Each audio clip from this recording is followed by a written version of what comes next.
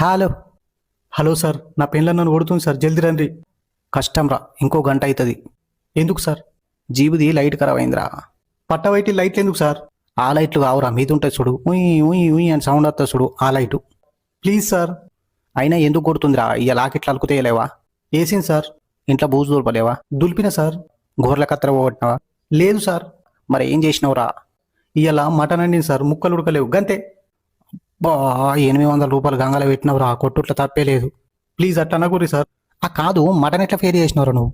నూనెలో మటన్ ఎంతసేపు గోలిచ్చినావు చెప్పరా, నువ్వు చెప్పు నాకు. ఒక 15 నిమిషాలు గోలిచ్చింది సార్, తర్వాత ఉప్పు కారం వేసి గంట సేపు ఉడికిచ్చిన, అయినా ఉడకలే, నన్నేం చేయమంటారు? తప్పు చేసినవరా. ముక్కలు మెత్తగా అయ్యాక నూనెలో గోలియాలరా.